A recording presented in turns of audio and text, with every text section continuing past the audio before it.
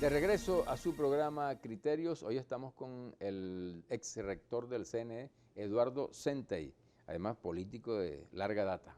Bienvenido, Eduardo, gracias por aceptar la invitación. Gracias a ti y al canal y a los que nos van a ver pronto. Mira, Eduardo, bueno, lo que está ahorita sobre el tapete, ¿no? Los recientes acontecimientos de estos días, donde hubo un lamentable saldo de muertos, heridos, producto de toda esta pugnacidad que existe en el país, política. ¿Qué opinión te merece a ti esta situación que estamos viviendo en el momento? Claro, hermano, yo creo que la base de toda esta crispación de la sociedad tiene que ver con el fenómeno económico terrible que sufre Venezuela. Aquí estamos frente a una inflación calculada en 1000% este año. O sea, que es una cosa que hace que la gente no pueda tener dinero para comprar. La economía, hay una recesión económica, hay una disminución en la producción petrolera, hay un Bueno, hay desabastecimiento factores grave. externos que han incidido realmente en todo lo que es la situación venezolana, desde el punto de vista económico, por No, pero supuesto. marginal, Ferrer, marginal. No, lo fundamental aquí en Venezuela es, digamos que la producción, el sistema productivo ha sido muy vulnerado por los controles. El control de cambio cuyo objetivo parecía ser, cuando lo hicieron, salvar las reservas, no lo cumplieron, porque las reservas están en 10.000 millones, muy bajas. De esos 10.000 millones, 8.000 en oro y 2.000 en Claro. efectivo. Y controlar la inflación, que era el otro aspecto. Y el otro aspecto era controlar la inflación y el control de precios también ha complicado porque aunque es posible que haya especulación, pero el control de precios ha generado una distorsión en los consumos, en los servicios y en los productos que no se ve en América Latina, sino en Venezuela. O sea, Mire, ¿y cuánto peso dentro de todo este problema político que tenemos ahorita tiene lo electoral, que es una de las cosas que está gravitando en este momento? todo, aquí la salida es electoral. Aquí el que piense que van a unos vivos y unas guarimbas y van a tumbar el gobierno y se van a poner ellos en 15 días están equivocados. Aquí lo mejor que podemos hacer para el beneficio de Venezuela, de todos, beneficio de la sociedad, es hacer un acuerdo con el gobierno fijando las fechas de las elecciones regionales, de las elecciones de alcalde y de las elecciones presidenciales, poniendo fecha para que, y esa es la salida constitucional. Hay algunas personas que piensan ahora, no, vamos a hacer unas elecciones generales. La verdad que no sé qué son unas elecciones generales, será una mega elección, pero en todo caso eso no está previsto en la Constitución. Lo que está previsto es las elecciones regionales que están en mora. El CNE Claro. está ahí, digamos, en mora con el país. Está, como se diría ahora, en desacato por su obligación. Claro, la Constitución establece que los plazos de las elecciones, de todo, pues, de todos los regionales, nacionales y locales, ¿no? Sin embargo, bueno, ya tenemos un año ya de retraso en esta cuestión. ¿En qué medida eso ha afectado también la situación política? Claro, digamos el principal acto lo que altera más a la gente es que no le vea una salida electoral rápida. ¿Cuánta gente fue en el proceso de validación? ¿Cuánta gente fue a validar por los partidos de oposición? Aproximadamente 800.000. Y cuando tú ves que 800.000 personas van a poner su huella para registrar el partido de su preferencia, ¿qué están diciendo? Queremos partidos políticos y queremos elecciones. Por Ese cierto, es el tu mensaje. partido es Avanzado progresista. y Validó, fue el primer partido. Tuvimos muchas dificultades porque al ser el primero nadie sabía cómo se hacía eso. Entonces nosotros fuimos el conejillo de India, afortunadamente salimos bien y es uno de los 5 partidos opositores que está validado. Lo hicimos muy bien, hemos recibido, digamos, con beneplácito el reconocimiento de la... Ahora, ¿tú consideras que este proceso de validación de los partidos políticos pueda retrasar nuevamente lo que es el cronograma electoral? No debería, porque son dos cosas distintas. Fíjate que tú que en Pero es Venezuela indispensable, no es necesario, ¿no? no es necesario, porque Ustedes no pueden participar los políticos si no se no, validan, ¿no? porque tú puedes participar con los partidos de la oposición que ya existían. Habían 2 partidos que ya estaban inscritos, que era el partido Puente y el partido Sí. MUD. O sea, tú podías hacer las elecciones primarias utilizando esa tarjeta. Y si son candidatos unitarios que tú le presentes con la tarjeta de A o con la tarjeta de B, no importa, era la idea. Pero curiosamente el CNE no lo aprobó bajo el argumento que no podían hacer esos 2 procesos de forma conjunta, cosa que es falsa. En Venezuela hay 45.000 máquinas de votar. Se están usando en la validación 500. Quedan 44.500 para hacer las elecciones. No lo hicieron porque no les dio la gana. No quisieron. A lo mejor tenían una presión del gobierno, a lo mejor... Total, que la realidad es que no hubo proceso electoral y eso, que es una salida siempre en las sociedades, no la teníamos aquí. Entonces era una cosa, un tapón de presión ahí, de que la gente no encuentra salida ni formas de... Ahora, ¿cómo queda la MUD en todo esto? Porque si ustedes validan, se van de la MUD. O la MUD va también a participar en ese No, proceso. o sea, al validarse las tarjetas, la tarjeta de MUD ya pierde, digamos, La MUD sentido. desaparece. No, como fórmula para presentar las candidaturas desaparece. Ahora como organización partidista y electoral siguen vigentes. Se modificó, antes eran 4 los partidos principales, ahora son 9 los partidos principales. O sea, ¿y qué significa entonces el hecho de haberse retrasado estas elecciones con relación al CNE? Claro, complica todo el panorama porque prorroga la vigencia de los gobernadores del gobierno en las regiones e impide que los partidos decidan sus nuevas estructuras, sus nuevas candidaturas, complica el problema de los acuerdos en la oposición y también le complica al gobierno porque el único partido que se salvó del gobierno es el PSUV. Todos los demás están muertos. Claro, y ahí está el gordo Barreto que anda todo bravo, y la gente del PPT y la gente del PCB bravísimo, porque este proceso de validación que parecía muy difícil para la gente de oposición, resulta que los opositores validaron 5 partidos y los del gobierno no van a poder validar ni uno, ni uno. Pero sin embargo, este año pudieran darse las elecciones. Si el CNE convoca las elecciones, digamos, las puede convocar perfectamente para octubre, las elecciones de gobernadores, y las de alcaldes para diciembre, perfectamente. Tiene los recursos, tiene las máquinas, tiene la gente, tiene la tecnología. Lo que hay que llevarlo a la mesa y votarlo. Levanten la mano los que están de acuerdo en las elecciones y resuelven ese problema. Pero no lo han hecho. Y eso que hasta Maduro se lo ha pedido. Esta es la segunda vez o la tercera vez que Maduro aparece diciendo, me gustaría las elecciones. ¿A quién le está diciendo? Al CNE, mira, pero bueno, CNE, en la oposición quiere elecciones, yo soy el gobierno, quiero elecciones, pon la fecha y no la pone. ¿Y qué crees tú? ¿Por qué no ponen las elecciones? Yo creo que ahí hay tensiones internas, yo creo que el CNE no está sólido, yo creo que el CNE internamente está como el país, está todo dividido. Pero eso es una institución que confiable, ¿no? Ante el nacional e Claro, internacionalmente. técnicamente confiable. Políticamente son muy amigos del gobierno, eso lo sabe todo. Pero digamos que la parte que nos interesa a nosotros, que es la confiabilidad de los procesos, está bastante seguro, uno de los sistemas más seguros del mundo. ¿Es infalible? No, no hay nada infalible, pero es uno de los más seguros del mundo. Ni el Pentágono es infalible, parece. No, se le han metido los Wikileaks lo tiene loco, ¿no? lo tiene acorralado. Bueno, pero entonces, diciéndote que el CNE, las divisiones internas creo que impiden que haya acuerdos sobre todo el código electoral, pero frente a la presión nacional y la presión internacional, yo creo que el CNE tiene que decir, digamos, en una semana, esta misma semana, la fecha de las elecciones regionales.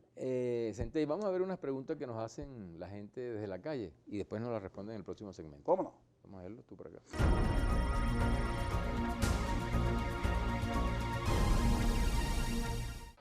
Bueno, mi pregunta es, ¿me entiende? ¿De qué sirve tantas marchas y el CNE no busca la solución de dar la fecha exacta cuándo se va a hacer las elecciones? Pues?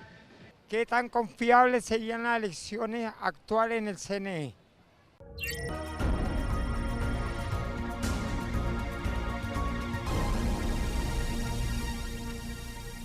De vuelta a su programa Criterios, hoy estamos con Eduardo Centey, ex rector del CNE. Eduardo, te hicieron unas preguntas desde la calle. Bueno, el joven que dice que después de tantas marchas no han fijado la fecha, claro, las marchas son una forma de protesta, una forma de empujar al CNE y hay que seguirlo haciendo hasta que se fije la fecha. Si abandonamos la calle y las marchas, el CNE, que no está muy gustoso y no está muy proclive a las elecciones, menos lo va a hacer. Las marchas son... Y el otro señor, que el CNE, políticamente el CNE tiene una cierta mancha rojiza en su pero, digamos, desde el punto de vista técnico, es un organismo tan técnico como cualquier otro organismo electoral del mundo. Y uno de los más acabados. O sea, que no hay que tener miedo. Uno es un cuento que se suponía que venía un cable submarino que venía de Cuba, de La Habana, y pasaba por el estado de la tierra y salía en el CNE para contar los votos. Todo eso es un cuento de camino. Eso es un cuento de camino. Uno puede ganar las elecciones con este sistema. ¿Se puede? Sí, claro. Ya se ha ganado.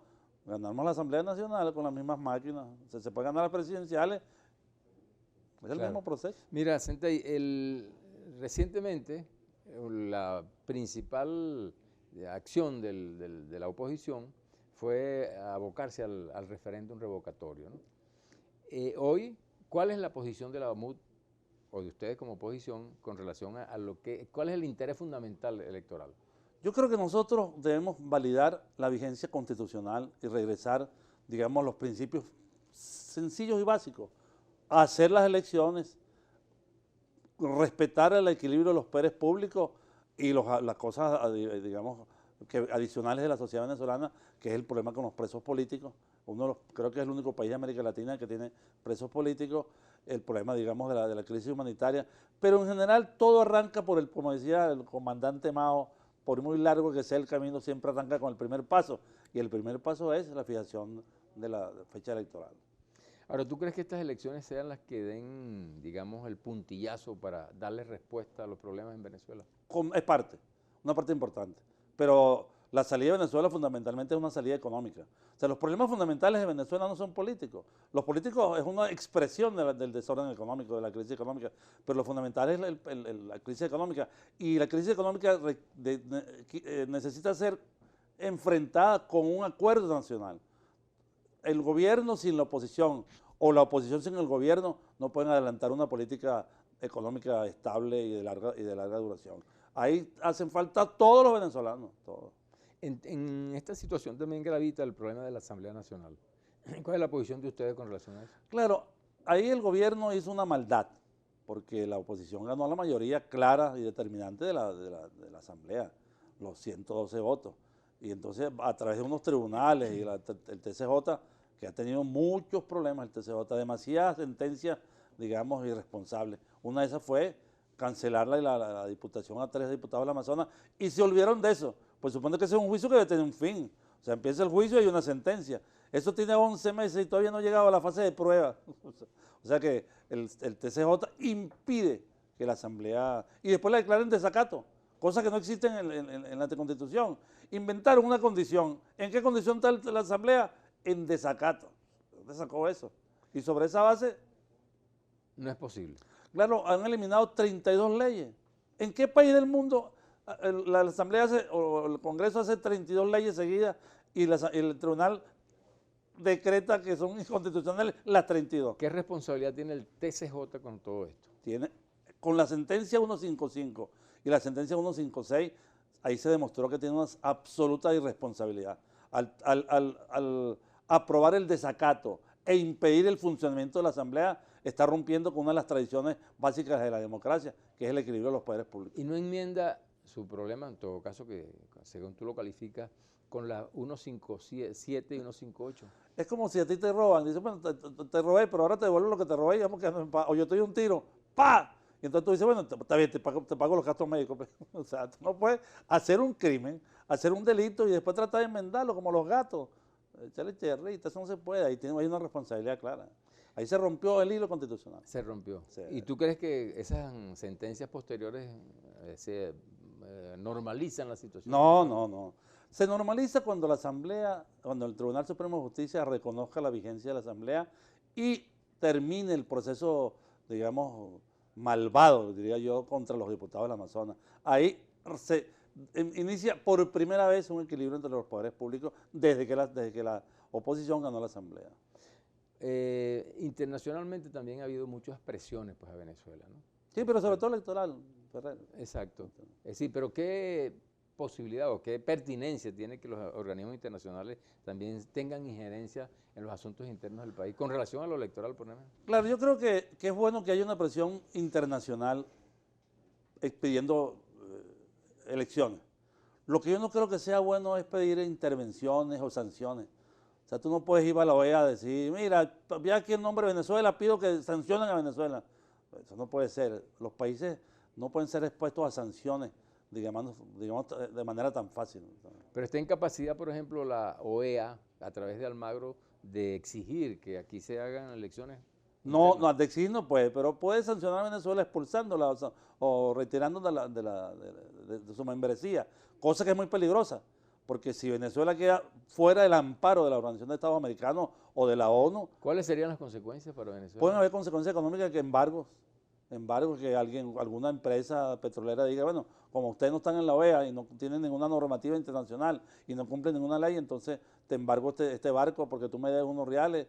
Es decir, nos quedamos en una situación de debilidad. Toda Venezuela, Porque si las sanciones fueran contra Maduro, o las sanciones fueran contra Alzheimer, o contra Diosdado, ok, pero las sanciones serían contra la economía venezolana, donde estamos todos viviendo. ¿Y entonces qué hacer en este caso? Ante esta situación que tenemos en el país. Yo creo que es bueno regresar al diálogo y a las formas de entendimiento. Como dijo un amigo mío en estos días, el diálogo duró un mes y fracasó, ponle 2 meses, y fracasó, no tuvo buenos resultados, bueno, en 2 meses. Entonces, ¿cuánto tiempo le vamos a dar a las protestas? 2 meses, lo mismo que el diálogo. El diálogo es una de las salidas fundamentales en la política. Pero ayudan las protestas y estos problemas, estos conflictos que hay en el país a que se dé un diálogo en Venezuela. Si las protestas son masivas y pacíficas, en paz y en orden constitucional y democrática, sí ayuda. O sea, hay un cierto derecho de la gente a participar y a manifestar. Eso es normal en todas las democracias del mundo. Pero la oposición ha dicho que el diálogo fue una trampa. Lo han establecido de esa manera. ¿Tú crees que la oposición vuelva otra vez a sentarse en la mesa? Yo no creo, o sea, hay una parte de la oposición que piense que fue una trampa. Nosotros en Avanzada Progresista no pensamos que fue una trampa.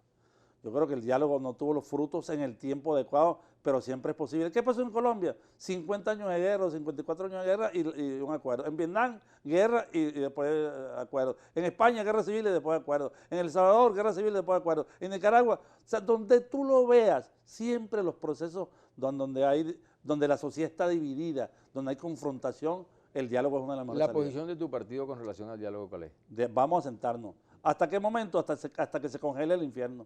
O sea, nosotros vamos a dialogar donde haya que dialogar. Pero ustedes no temen que eso tenga una retaliación por parte incluso de los mismos factores de la oposición. Claro, mucha gente nos critica y mucha gente dice que Falcón es el segundo Arias Cárdenas y hay una gran diferencia. Primero, ¿por qué Arias Cárdenas? Porque Arias Cárdenas se fue para la oposición y después regresó para el gobierno. Entonces, como Falcón está en la oposición, dice que va a regresar al gobierno. Sí. Y son dos cosas distintas. Arias Cárdenas se fue del chavismo en el 2002, cuando Chávez estaba, digamos, lo habían tumbado, estaba muy débil. ¿Qué dijo Arias Cárdenas? Este Chávez lo van a tumbar, déjame salirme de aquí. ¿Y cuándo regresa Arias Cárdenas? Cuando Chávez está otra vez en la cúspide. Falcón es exactamente al revés. Falcón se va del chavismo y todos nos fuimos del chavismo cuando Chávez estaba en su apogeo. El petróleo estaba a $110. Chávez había sacado 6,5 millones de votos y nos retiramos porque no teníamos diferencias políticas. Vamos a regresar ahora donde el gobierno tiene menos posibilidad y además Chávez falleció. Eso no lo cree nadie. Centey, llegamos al final de este segmento. Danos una reflexión final al país. Yo creo que Venezuela debe entender que la salida de nuestros problemas tiene que ver con la participación de todos, con un gobierno de todos, un gobierno de mayoría. No es posible hacer un gobierno que no incluya a toda la población. Ni el gobierno puede hacerlo todo sin la oposición, ni la oposición puede desconocer la existencia del gobierno. Creo que tenemos que hacer un esfuerzo conjunto, todos entendernos y salvar a la patria. Por la paz. Claro que sí. Gracias, Centey. Ya regresamos.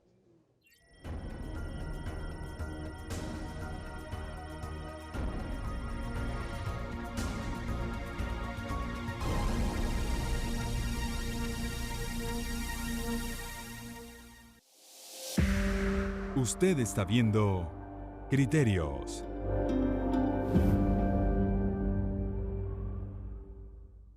¿Qué te provoca hoy? Un corte de carne, quizás una exquisita comida del mar o, mejor, una paella, comida española y mucho más.